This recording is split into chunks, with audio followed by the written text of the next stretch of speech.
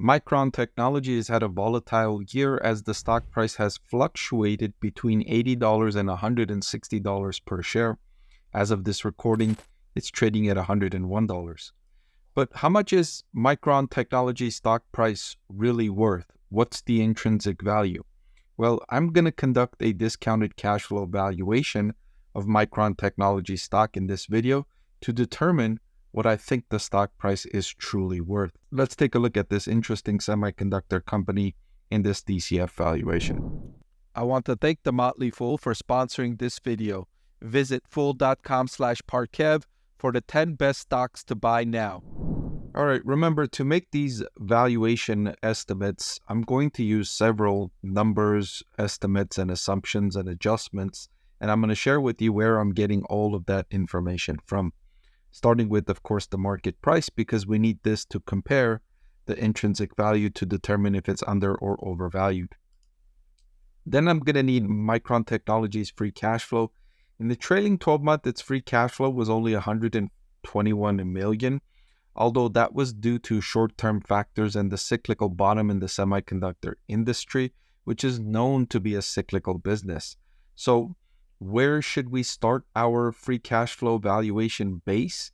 Well, it's typically not ideal to start your free cash flow valuation model at a cyclical high, so $8.95 billion would be too much.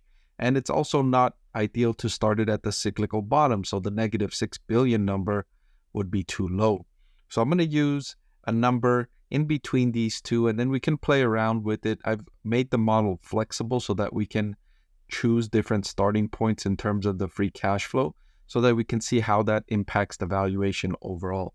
All right, next we need the shares outstanding. As of this recording, 1.118 billion shares outstanding, total long-term debt of 11.34 billion, market capitalization of 112 billion, and cash and equivalents balance of 7.041 billion. I also need Micron Technology's beta, which is 1.18, and the expectations from Wall Street on its growth in earnings per share over the next 5 years. According to Wall Street, they expect Micron's earnings per share to grow at negative 2.62% over the next 5 years, which is significantly below the 6.79% over the previous 5 years. Again, this is due to the cyclical bottom in the semiconductor industry, as well as Micron's investments in new capacity and research and development to prepare for the oncoming boom in demand it's expecting as a result of the rising effectiveness of artificial intelligence. Micron expects an increasing amount of its products to be used inside edge devices like mobile phones, tablets, laptops, personal computers, etc.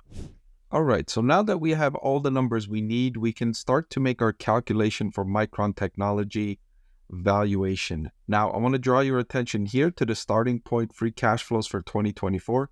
You'll notice I'm using the starting point of 7.5 billion.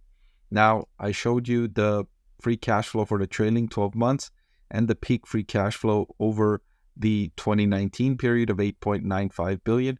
I chose to use a starting point of 7.5 billion as something not as high as the previous peak, but not the current market low, which is not expected to persist. Even over the next 12 months, the company's free cash flow is expected to jump considerably. So I'm going to increase the free cash flows from this rate, or I should say not increase, but decrease, because according to Wall Street, they expect Micron's earnings per share to decline by 2.62%. So I'm going to forecast that its free cash flow is going to decline over the next 5 years by 2.62%. And then after that, I'm going to assume that the transition period, its growth rate returns to the previous 5-year growth rate of 6.9%.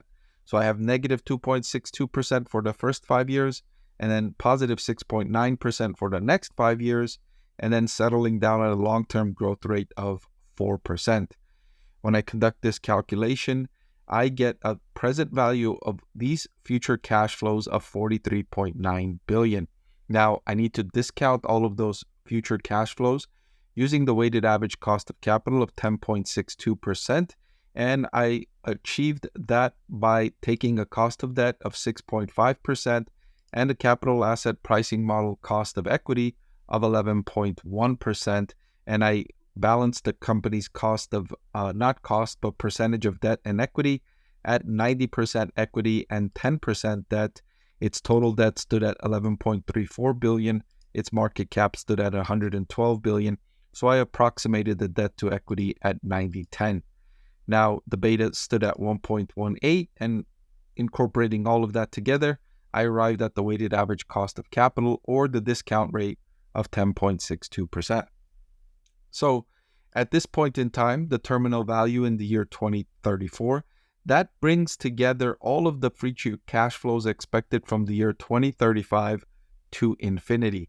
And that brings the value of all of those cash flows and discounts it back to 2034 at 143 billion. Still, I need to discount this value back to today, and I get the present value of the terminal value of 52.47 billion. Summing those two together, I get a value of operations of 96.38 billion. Now I can draw your attention here to the value of operations. I need to add its cash balance and subtract the debt. Then we arrive at the value of equity of 92 billion, and we divide that by the number of shares outstanding of 1.118 billion to arrive at an intrinsic value per share for Micron Technology stock at $82.36. So if you compare that to the current market price at $101 per share, it suggests that Micron stock is overvalued, and you can understand why Micron stock price has fallen in recent months. However, this isn't the only tool I use to evaluate Micron stock. It's one of the several methods I've used to evaluate Micron stock. And overall, I still feel the company is undervalued using all of my valuation methods, including the discounted cash flow method, which suggests that the stock is overvalued. So I'm incorporating this overvalued estimate from the DCF into my comprehensive valuation metrics that conclude whether or not a stock is a buy, hold, or a sell. If you want to learn more about my 6-step framework, I've written a book about it. You can see the link below. This is one segment, one part of my 6-step framework. So let's go back to that cash flow, right? Now, I said I'm starting it at 7.5 billion. If I started it at the peak of 8.5, that would bring the intrinsic value per share back up to $94, but I wouldn't feel comfortable doing that. I feel 7.5 is a reasonable rate to begin with.